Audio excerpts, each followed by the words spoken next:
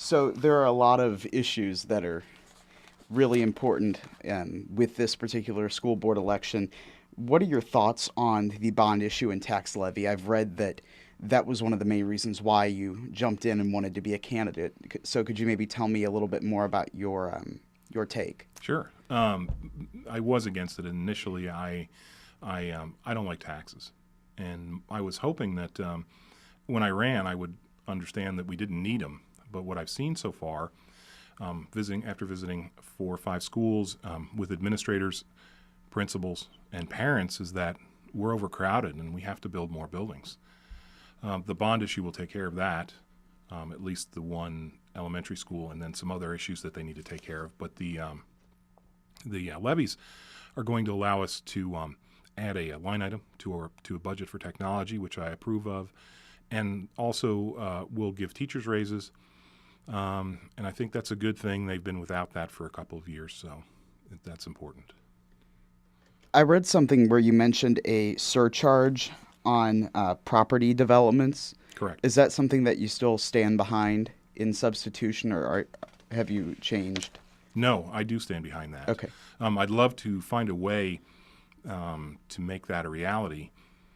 What I think is, and what I just wrote on recently on my website, was that we build subdivisions with water and sewer lines and roads, but why don't we consider schools in the same way as a necessity when you build those?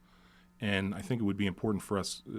Subdivisions may not have to pay for a school completely, but if they would put money toward that specifically when they were building, that money could go directly to the bonds and our current debt, and alleviate some of that. So, what sort of challenges and opportunities do you see with the new high school battle that's going to be opening up in a few months? Well, I think it's an excellent opportunity for anybody that chooses to go there. I think it's a beautiful facility. I think it's a little too beautiful, but that's just my conservative outlook coming through. I think it'll be fine addition to the rest of CPS's portfolio. So, what do you? Well, you mentioned it looks a little bit too pretty. What sort of challenges do you think that Battle High School have taking off as a new school? Well, it's hard for me to really say. I don't know that much about the day-to-day goings-on in any of the schools. I've just really scratched the surface on most things. I will be learning more as we go on, if I get elected, of course, and I may try to stay involved as much as possible, even if I don't. But to answer the question specifically, they'll have the normal, new school types of things that they deal with, but I think that they're doing a fantastic job organizing it and getting it ready. And so, what sort of role do you see the school board having as the new boundaries come into effect? Well, I think they've already done their job on those. I guess the main thing will be to see if the numbers that they were predicting are accurate, and that we will have the right balance between all schools, as far as numbers go. And if they don't, I'm sure there'll be some tweaking. But beyond that, they've already made their decisions, I believe. So how would that work if there were a problem and something came up? How do you envision the boundaries changing again if in the next 5 years or so, if elected, something changes? Well, they're going to build new elementary schools. That's on the plan. So there'll definitely be some boundary changes associated with those. But they'll be alleviating overcrowding, so everybody will be happy about that, I imagine.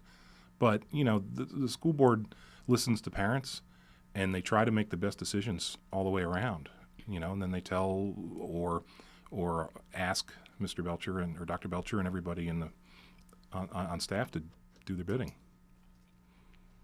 So the achievement gap is one of the most important, most talked about things in Columbia right now. Very widely discussed. What do you think should be done about it? Well, I've said this several times in my answers to questions at the forums, but the achievement gap's always been something that we've dealt with. We used to be able to or used to have the opportunities for people who did not go to college in manufacturing, but we don't have that as much anymore. So what I'd love to see is more vocational training in our high schools. I'd like to see us really actively pushing kids who are at risk or not planning to go to college for any number of reasons to choose a life skill that they can use, that they can take with them. And I've read from your background that that's something that you experienced firsthand. Correct. After high school, I worked for a few years and realized that I needed something more, and then went back to vocational school. It was inexpensive. The training was fantastic, and I've benefited from it constantly since. Could you tell me a little bit more about that, how that has sort of influenced you to be where you are right now? Well, I always regretted not going to college, and probably 10 years after I went to vocational school, I wished I had done that. I probably would have been an engineer. But what I've done along the way is taken college courses. After I had my base, my initial diploma was in electronics and mechanical systems, so I worked on machines. And from there, I've learned programming, I've learned all facets of IT, and so I've had a good base to start with and build on. And so what sort of curriculum would you like to see implemented in the school district that reflects that? And if elected, what would you do to implement that? Well, I think what we have now, we already have a good base for that, vocational training with the Career Center. It's easy for Rockbridge students to take advantage of that. It may not be so easy for Hickman and or Battle students to take advantage of those things. But we could figure out a way to make that easier for kids that want to take advantage of vocational training.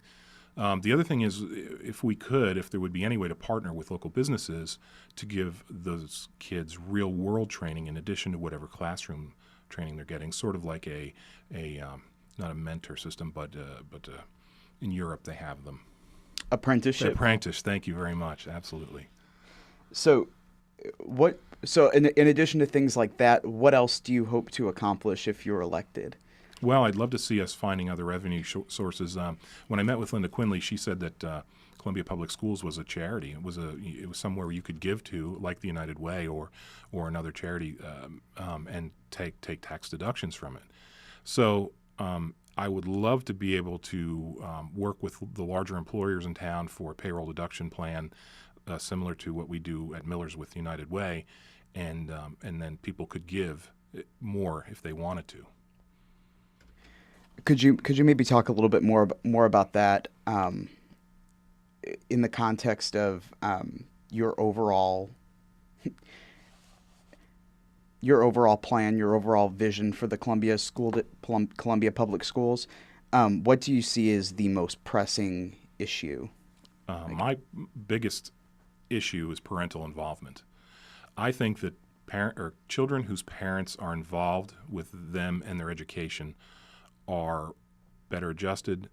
They're, I don't want to say smarter, but they tend to learn more.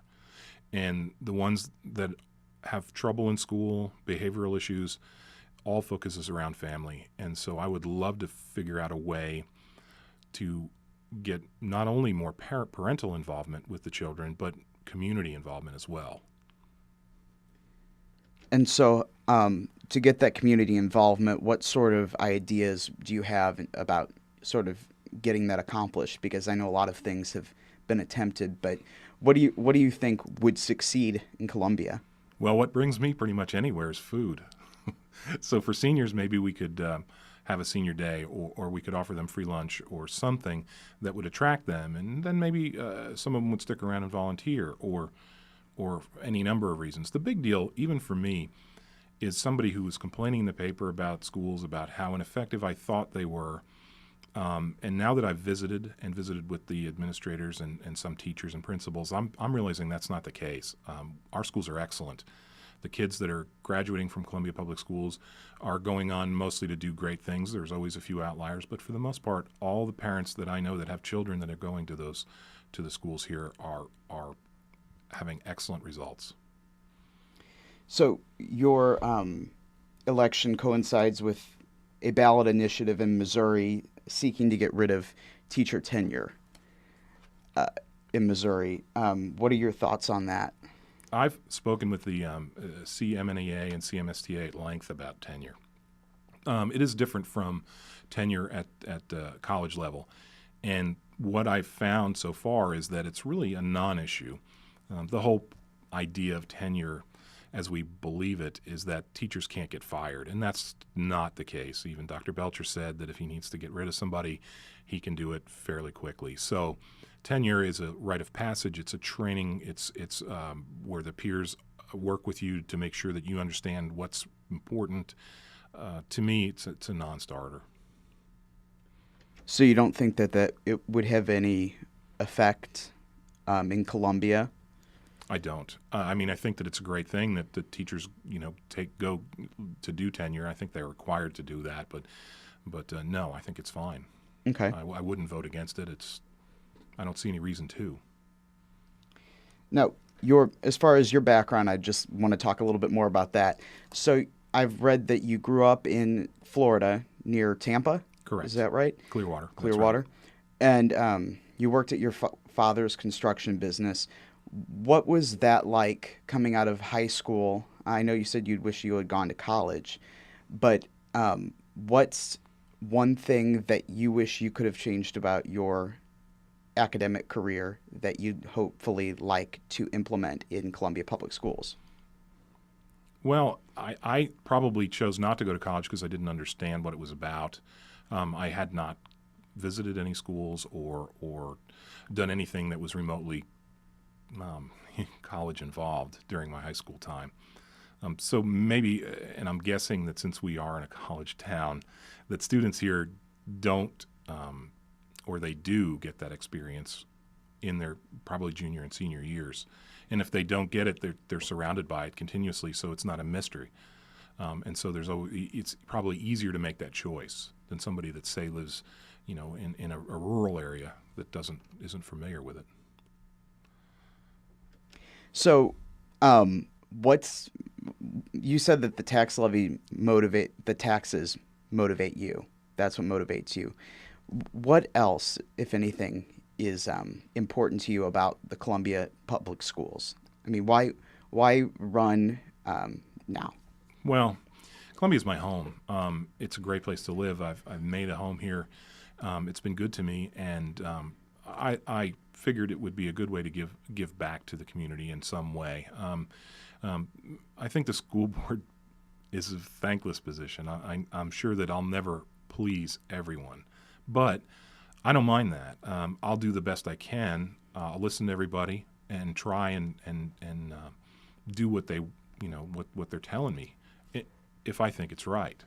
So, really, the bonds and levies were the motivator. But now that I've gotten involved with it, it's fantastic. The people are nice to deal with. It's been very pleasant. I'm learning a lot about how things work, not only in schools, but the interaction between the Columbia Public Schools and the city and the county. It's fascinating. It's very interesting. So, your position at Miller's Professional Imaging, do you meet a lot of people from the school? Has that put you in direct contact with them, or what sort? No, not really. Not really. No. So I was just curious to see if maybe you'd met a couple of them. But how do you think your working at Miller's translates over to being a member on the school board? Well, for one thing, as a programmer, you have to be really detail oriented. I mean, everything I do affects something else in a program when I build it. So I have to work with people to figure out what they want, and then work with them again to try and make it what they really want. So I'm guessing I can take some of that to the school board and try and do the same types of thing, learn as much as possible, and then leverage that to make the right decisions when necessary.